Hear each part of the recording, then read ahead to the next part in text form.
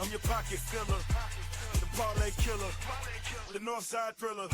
Start the broadcast, subscribe with a smash, the Gorilla Sports Podcast.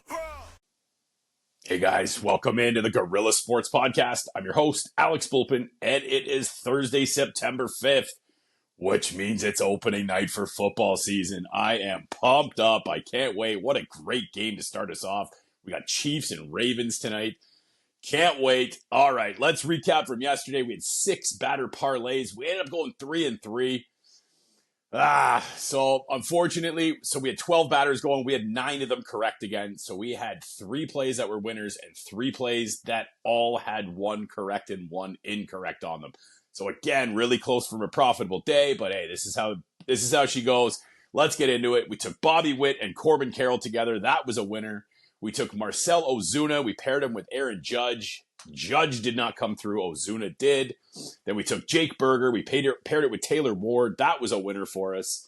And then Stephen Kwan at a minus 350 did not come through. And our boy, Lawrence Butler came through again. This guy is on fire. Then we took Gunnar Henderson and we paired it with Francisco Lindor. Winner. And then we took Vladdy Guerrero and we paired it with Yordan Alvarez. Vladdy came through as he does, and Yordan Alvarez did not. Now, I was literally talking about how I love the fact that they put Alvarez in the 2-hole because behind him was Bregman in the 3-hole, and then they couldn't pitch around him like they were doing. So what did they do? They move up Pena to the 3-hole and put Bregman in the 4-hole. What are you guys doing? Anyway, so that was a loser. We ended up going 3-3. I got some plays going today, and we got some football plays going today. All right, let's go football first. All right, first things first, if you're living in Ontario, you have the FanDuel Kansas City Chiefs to complete 1 pass. Now, they let you max bet it at $50, but this is an absolute guaranteed winner. If you only have $50 in your account, don't make any other plays. Just put your $50 on that bet. If you have $22.46, all of it goes onto this play. It will not lose. It can't lose. Will they complete 1 pass? They've never not done that in the history. Like, this is literally, they're trying to give you free money so that you can go and lose it next week. But if you're following the Gorilla Sports Podcast, we all know that ain't going to happen. So that's number 1. You have to have this play. Even if you have already plays and you don't have any money, like, cash out. This will absolutely win. We don't need your, $10,000 touchdown parlay that you think might have a chance to win. It ain't going to win. This is. So make sure, first things first, do that. Next, look at your sports books. So everybody with football season starting wants you to bet on their site. So have a look. There's going to be sweat-free same-game parlays. There's going to be boosts. There's going to be free bets. So I know both on DraftKings and FanDuel and Bet365, they all have free same-game parlays for this game. So let me give you a couple of examples of things that I've already taken. Now, unfortunately, if you were listening yesterday, we did a live podcast with my buddy Jeremy Webb. I'm going to put that out onto the podcast shortly, and that's going to go through this game and actually most of the games we went through the Sunday and Friday and Thursday slate. So we got you covered there. My first play, I bet this on its own, and I also put it into a same-game parlay. We're taking Patrick Mahomes over. Now, I got it at 258.5. This is when football starts getting weird because these numbers start flying. Like when we're betting baseball and basketball, these numbers are going to change, a half a point here and there, a half a juice point here and there before I get them out to you from the morning to the afternoon. But when money starts flowing in like it does in football, these numbers start moving and they start moving fast. So now I know it's up to about 266. I still don't mind it. Check this out. So Mahomes has played 4 regular season games and 1 playoff game versus Baltimore in his career. So 5 games.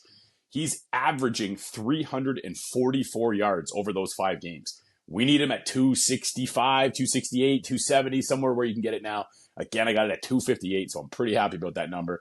But in the 4 regular season games versus Baltimore, he averages 369.8 yards per game. Averages it. Not that he just had this big 360-yard game versus them. No, that's the average over the 4 games, meaning he's higher or lower, getting right in the middle of that. He's also averaging 3 touchdown passes. He's got a 119.1 QB rating. That is just monstrous numbers. I love that. So that I bet by itself, and I put that onto a same-game parlay. My next play is I'm going to take Derrick Henry over 63.5 rushing yards. I see that's up to about 64, 65. I would play that up all the way up to about 67.5, 68.5. I think he's going to smash over this. Now, he's covered this in 5 straight games versus the Chiefs. He averages 112 rushing yards versus the Chiefs. And this is on a Tennessee team where everyone knows all they could do is run. So they're stacking the boxes against him. Let's see what happens. Obviously, it's a new team in Baltimore, and they're having a bit of offensive line troubles, but you don't know who they're going to give the ball to. Is it going to stay in Henry's hands, or is Lamar going to take it running?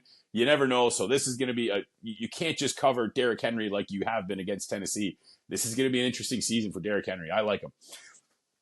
So that I did a standalone bet on that as well, and I put that as my same game parlay.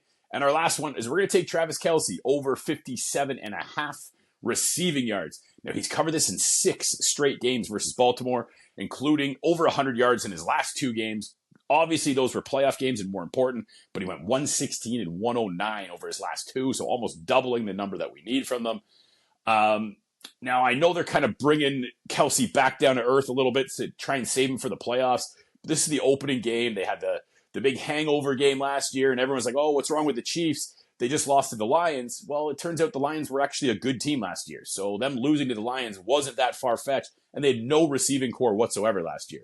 So I like Travis Kelce over his 57.5. And when you pair the 3 of those together, you get a plus 338. Now, I use that for my same game parlay. You get a $25 sweat free. So if it loses, you get your money back. So it only pays about $110, $112, something like that. But I think it's got a really good shot of winning. And another one, I kind of like Kansas City straight up on the money line. Now, if you can get the -2.5 over the -3, that's fine. That's better.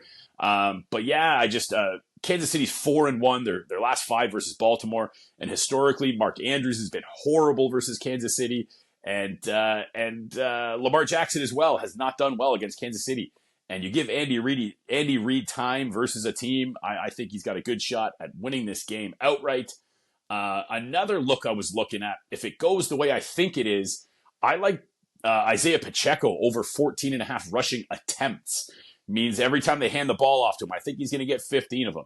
Now, he covered this in 5 out of his last 6 regular season games. The only time he didn't was a weird one, Christmas game, if you remember. They were playing against the Raiders, and the Raiders scored 2 defensive touchdowns, so the game was kind of getting away from Kansas City, so they had to throw their way back in the game. So he only got, I think it was 9 or 10 that game, so he was way off of the number. But he had the 1 playoff game versus Baltimore already last year, and he had 24 attempts, so he absolutely sailed over that number. And if Kansas City has the lead in the 4th quarter, he could get 7, 8 rushes in a row as they're trying to kill the clock. I think they're going to win the game. So if that script goes the way I think it is, Isaiah Pacheco will be heavily involved in the run game. So getting him over 14.5 rushing attempts, I like that as well. That'll conclude. Should give you enough for the Thursday night game. I took a deep dive into that one, and I really like that one. And I got 3 batter parlays that I like today. Our first one is we're going to go to Juan Yepez of the Washington Nationals. This guy's an absolute left-handed pitching crusher. He's 1 for 2 versus Bailey Faulkner, so I like him. And we're going to pair it with Luis Arias of the San Diego Padres. And he's batting .335 versus right-handed pitching. He's got 2 hits in 5 out of his last 7 games. He's going versus Casey Mize, who gives up 10.58 hits per 9. So that's a good look for him. And then we are going to go take our boy Lawrence Butler. This guy is just on fire. He's on a 14-game hitting streak.